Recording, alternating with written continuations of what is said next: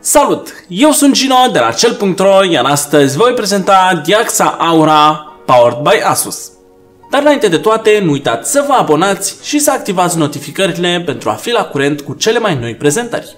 Acest sistem a fost conceput special pentru a mulțumi chiar și cei mai pretențioși utilizatori, atât din punct de vedere al performanțelor, cât și din punct de vedere estetic. Dar mai multe detalii despre acest sistem imediat. Acum, haideți să aruncăm o privire asupra lui. Diaxa Aura powered by Asus rulează pe platforma Z370 și este echipată cu o placă de bază Asus TUF Z370 Plus Gaming și un procesor Intel Core i7 8700K ce operează în mod normal la 3,7 GHz, dar care poate ajunge foarte ușor în modul turbo până la 4,7 GHz. Pentru a vă bucura de temperaturi optime, procesorul este răcit de un cooler aftermarket și anume de un Deepcool GameMax GT RGB. Placa video vine tot din partea producătorului Asus, fiind un ROG Strix GeForce GTX 1080 Ti, varianta OC, ce are 11 GB memorie video dedicată. Ca memorie RAM, sistemul vine cu două module de 16 GB de la XPG, ce beneficiază de iluminare RGB, astfel avem în total în sistem 32 de GB memorie RAM.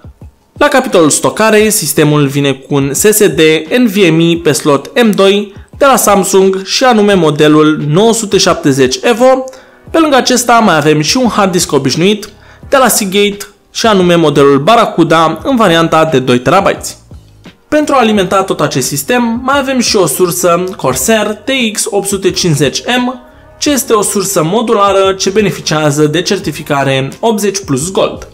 Și nu în ultimul rând, carcasa FSP CMT520, ce găzduiește toate aceste componente, vine cu 4 ventilatoare RGB și are un design deosebit, cu un finisaj de calitate, având sticlă temperată atât pe partea frontală cât și pe părțile laterale. De menționat este că anumite componente pot să varieze în funcție de disponibilitatea lor în stocul magazinului nostru. Pentru că nu doar performanțele contează, cât și aspectul, tehnicienii noștri s-au ocupat în cele mai mici detalii de asamblarea acestui sistem, astfel avem un cable management foarte bun, menit să păstreze cablurile ascunse pentru a nu interfera cu iluminarea RGB a componentelor, cât și pentru a nu obstrucționa fluxul de aer din carcasă.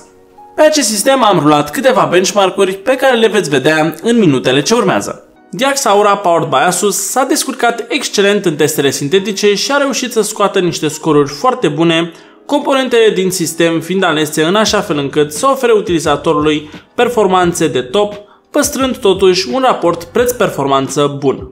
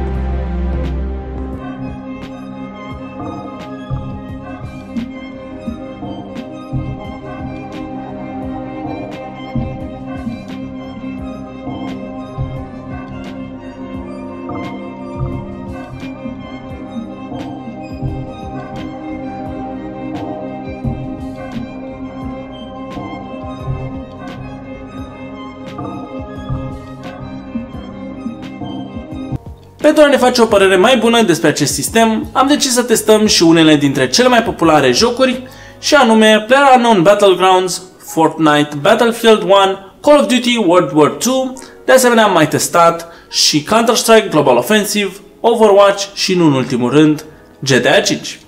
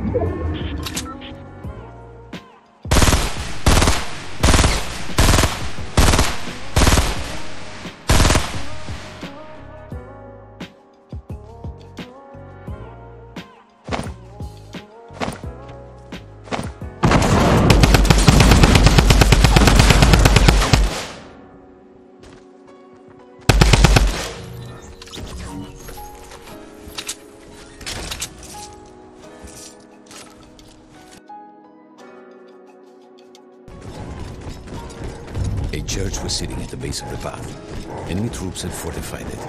I had to fight them first.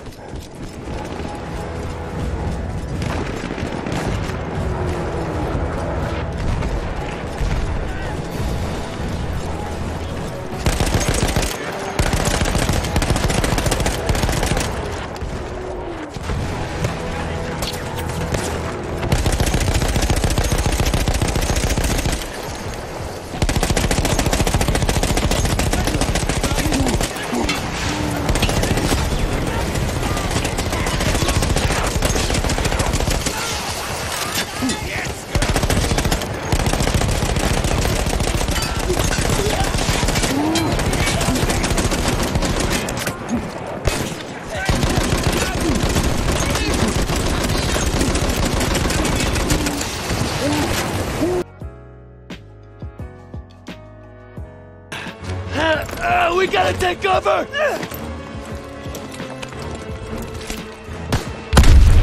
How many? So many!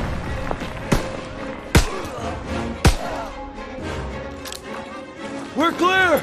Come on! You call that fucking clear?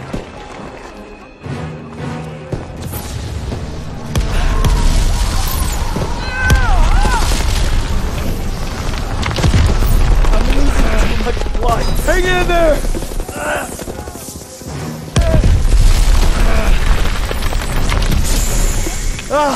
Keep your head down! Did you get him? They keep coming! Watch out! He's down! Let's move!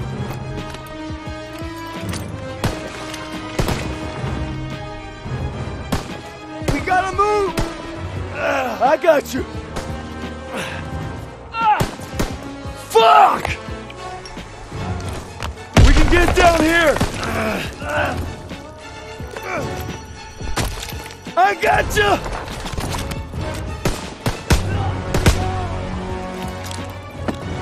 Stay down!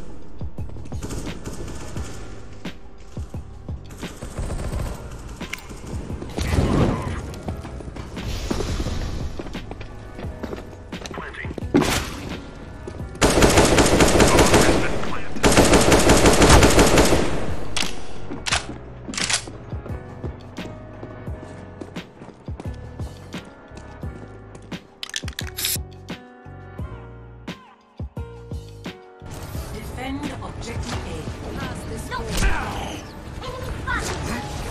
Đây em vừa được sập.